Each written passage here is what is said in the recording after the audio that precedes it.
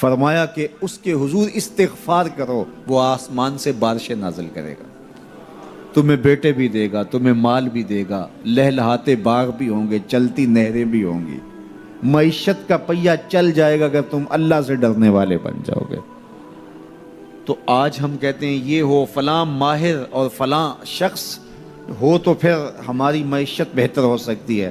اللہ نے کہا استغفار کرنا سیکھ لو، میں تمہارے لیے رحمتوں کے دروازے کھول دوں گا، رحمتوں کے در کشادہ کر دوں گا، پیچیدگیاں ختم ہو جائیں گی، مشکلیں آسان ہونے لگیں گی اگر تم اللہ سے ڈرنا سیکھ جو، اس کے حضور استغفار کرنا سیکھ جو۔ اور اگر تم ایسا نہیں کرو گے تو تمہارے اوپر نیچے سے عذاب نازل ہوگا۔ وَهُوَ الْقَادِرُ، وہ اس بات پہ قادر ہے، ان یبعث علیکم عذاباً، کہ وہ تمہارے اوپر عذاب نازل کرے، تمہارے اوپر سے، تمہارے نیچے سے۔ اللہ اکبر۔ اوپر کا عذاب کیا ہے کہ آسمان سے پتھر برسیں، نیچے کا عذاب کیا ہے زلزلے آئیں، یا پھر زمین فصل دینا چھوڑ دے، زمین بنجر ہو جائے، یہ نیچے کا عذاب ہے۔ حضرت عبداللہ ابن عباس رضی اللہ تعالیٰ عنہ فرماتے ہیں اوپر کا عذاب یہ ہے تمہارے حکمران نااہل ہوں، اور نیچے کا عذاب یہ ہے تمہاری اولادیں نافرمان ہو جائیں۔ یہ اوپر اور نیچے کا عذاب ہے جس میں تمہیں مبتلا کر دیا جاتا ہے۔ یہ کب ہوتا ہے؟ جب تم اللہ کے حکموں کے نافرمان ہو جاؤ۔ جب چند لوگ اللہ کے نافرمان ہو جاتے ہیں تو پھر ان چند لوگوں کو انفرادی اذیتوں میں اور مشکلات اور پیچیدگیوں میں مبتلا کیا جاتا ہے۔ لیکن جب کوئی قوم من حیث المجموع اللہ کے حکموں کو توڑتی ہے اور اس کے حکام سے روح گردانی کرتی ہے تو پھر پوری قوم کو مشقتوں میں، اذیتوں میں، تکلیفوں میں مبتلا کر دیا جاتا ہے۔ اس کا علاج کیا بتایا؟ استغفار۔ حضرت نوح علیہ السلام نے جو اپنی قوم سے کہا تمہیں مال بھی ملے گا، تمہیں دولت بھی ملے گی، تمہیں بیٹے بھی ملیں گے، سرسبز جو ہے وہ باغات بھی نصیب ہوں گے، ان کی شاخیں پھلوں سے لدی ہوئی ہوں گی، چلتی ہوئی نہریں اور برستی ہوئی بارش، ساون کے نچڑتے ہوئے بادل، اور ماحول کی خنکیاں اور خوبصورتیاں اور جمال اور لہلہاتے ہوئے سبزے، اور تمہارے اوپر ہر طرح کی عنایات برسیں گی اگر تم اللہ سے ڈرنا سیکھ جاؤ گے اور اللہ کے حضور استغفار کرنا سیکھ جاؤ گے، تمہیں خوشحال اور خوبصورت زندگی عطا کر دی جائے گی۔ اللہ اکبر۔ لیکن اگر تم ایسا نہیں کرو گے تو تمہاری معیشت تنگ کر دی جائے گی۔ استغفار کریں، تقوی کے خوگر ہو جائیں، شکر کرنے کی عادت ڈالیں۔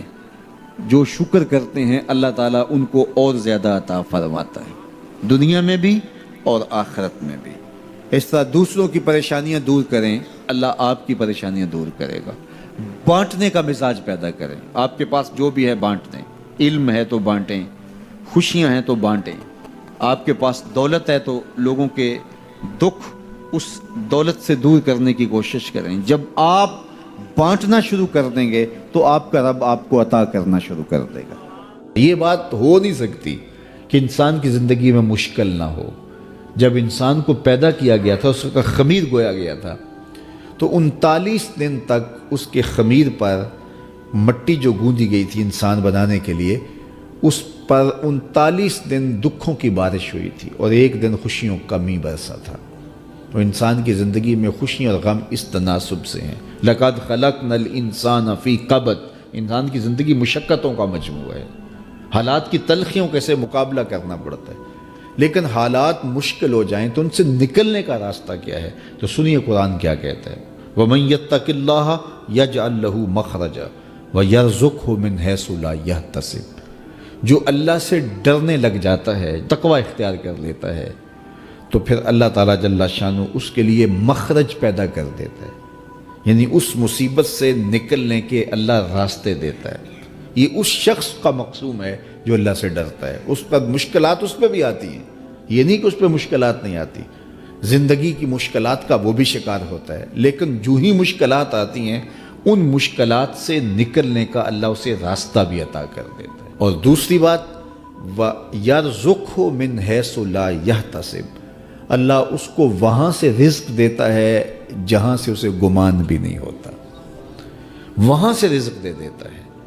بندہ تو یہ کہتا نا کہ مجھے یہاں سے ملے گا، یہاں سے، ایک بندے کی منصوبہ بندی ہے، لیکن جو اللہ سے ڈرنے والا ہوگا اللہ اس کو وہاں سے رزق دے گا جہاں اسے گمان بھی نہیں ہوگا، خیال بھی نہیں ہوگا کہ یہ راستہ بھی حصول رزق کا ہو سکتا ہے۔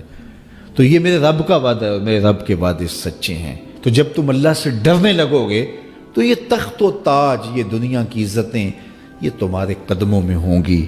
اس سے ڈرنے کا نتیجہ ہے جو تمہارا رب تمہیں عطا فرمائے گا۔ حضرت عمر رضی اللہ تعالیٰ عنہ کی خدمت میں ایک شخص آیا، اس نے کہا میرے ہاں اولاد نہیں ہے، تو آپ نے کہا استغفار پڑھا کرو۔ ایک دوسرا شخص آیا کہ صاحب بارشیں نہیں ہوتی، فرمایا استغفار پڑھا کرو۔ تیسرا شخص حاضر خدمت ہوا اور کہا کہ ہمارے ہاں قحط کا عالم ہے، فرمایا کہ استغفار پڑھا کرو۔ تو کوئی پاس بیٹھا تھا، اس کے اٹھ کے جانے کے بعد کہا کہ مختلف لوگ مختلف سوال لے کر آئے اور آپ نے ایک ہی جواب دیا کہ استغفار پڑھا کرو۔ تو کہا میں نے اپنے طرف سے تھوڑا دیا، یہ تو میرے رب کا فرمان ہے۔ کہا وہ کیسے؟ کہا سورہ نوح پڑھو، فَقُلْتُ اسْتَغْفِرُوا رَبَّكُمْ۔